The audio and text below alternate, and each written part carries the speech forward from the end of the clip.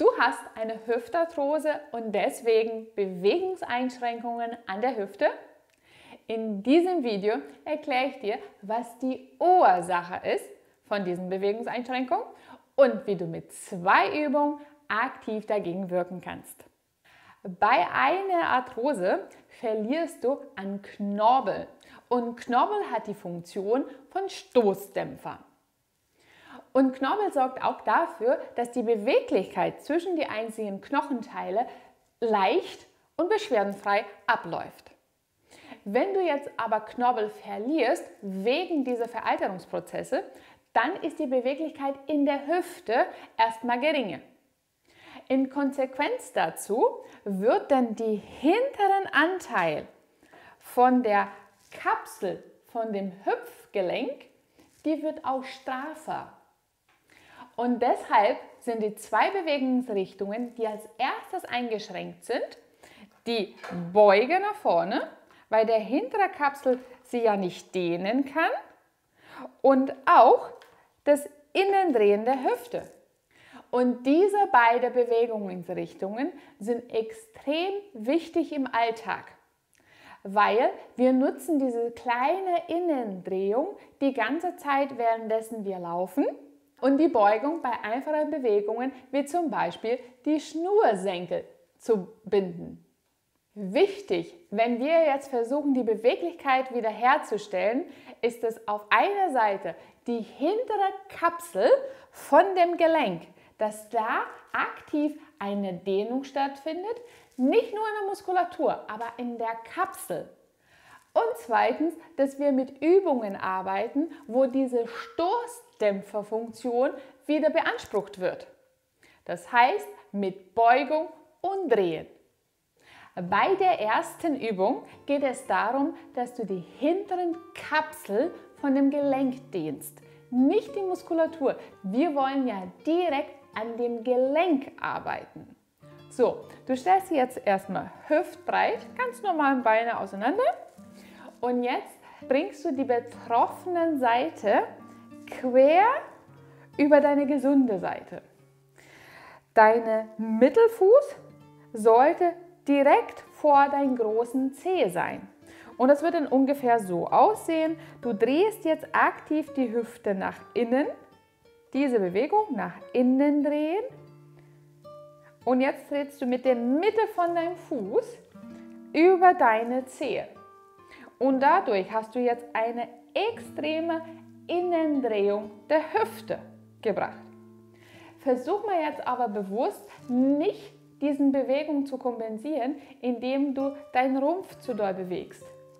Das heißt, dein Rumpf wird weiterhin nach vorne zeigen, nur das betroffene Bein wird nach innen gedreht. Du versuchst bewusst jetzt halt das Knie gestreckt zu lassen. Drehst es so weit wie du kannst nach innen die Hüfte und jetzt gerade mit dem Rumpf beugst du dir vorwärts. In dem Moment, wo du den Rumpf jetzt vorwärts bewegst, versuch mal dabei, das Knie komplett gestreckt zu lassen. Den Rumpf beugt sich über die Hüfte und in dem Moment, wo du jetzt vorwärts kommst, solltest du jetzt tief in der Hüfte, in dem Bereich, eine Dehnung spüren. Und du versuchst jetzt in dieser Position noch ein bisschen weiter nach unten zu kommen. Wichtig ist, es soll nicht an der Gesäßmuskulatur dehnen, das heißt nicht den kompletten Bereich über den Gesäß, sondern tief in der Hüfte drinnen. Auch so in Richtung Leiste könntest du gut die Dehnung spüren. Weil wir wollen ja nicht die Muskulatur mit dieser Übung dehnen, sondern den hinteren Anteil von der Gelenkkapsel. Und bei jeder neuen Bewegung versuchst du noch weit nach unten zu gehen.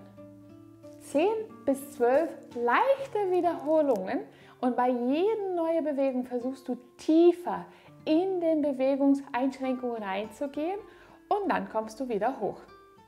Und diese Übung solltest du dann 2-mal wiederholen. Achte darauf, dass dein Rumpf geradeaus nach vorne zeigt, du drehst nur die Hüfte, die betroffene Hüfte über die gesunde Seite und beugst dann mit dem Rumpf aktiv vorwärts. In dieser zweiten Übung geht es darum, dass wir die Stoßdämpferfunktion von den Knobbel verbessern und aktiv die hinteren Anteil von der Kapsel wieder dehnen. Und Stoßdämpfer verbessert man mit Gewicht. Deswegen wirst du jetzt dein eigenes Körpergewicht nutzen, um den Knobbel wieder aufzubauen. Diese Übung solltest du am besten zu Hause mit einem Stepper machen oder vor einer Treppe.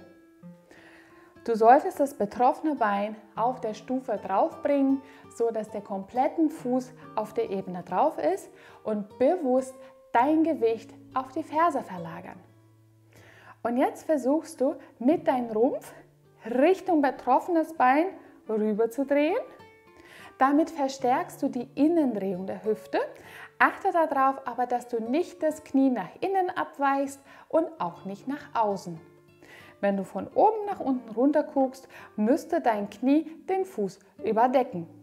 Das Becken bringst du jetzt aktiv über die Hüfte und in dieser Haltung kommst du jetzt in eine Streckung der Hüfte. So als ob du jetzt auf der Stufe rausgehen willst und dann langsam wieder runter. Aktiv das Becken über die Hüfte und hoch und wieder runter. Es geht darum, dass du die Hüftbeuge verbesserst, aber auch die Kraft von der Oberschenkelmuskulatur verbesserst und die Stoßdämpferfunktion von dem Knorpel positiv beeinflusst. Diese Übung lässt sich leicht im Alltag integrieren. Bei jeder Stufe kannst du immer wieder probieren, dein Bein leicht nach innen zu drehen, das Knie zeigt über die Füße und dann bewusst das Becken über die Hüfte und dann hoch und langsam wieder runter. Diese Übung ist sehr anspruchsvoll. Deswegen ist es sinnvoller, dass du mehrere Serien davon hast. Das heißt 4 Serien, aber dafür weniger Wiederholungen. 6 bis 8 Wiederholungen über 4 Serien verteilt. Achte darauf, dass du die Übung eher sauber ausführst, als einfach die Wiederholung hinter dir zu bringen. Wenn dir dieses Video gefallen hat, freue ich mich, wenn du meinen Kanal abonnierst. Damit unterstützt du meine Arbeit, dass ich weiter Videos für dich machen kann. Ich freue mich auf dich bei unserem nächsten Video. Tschüss!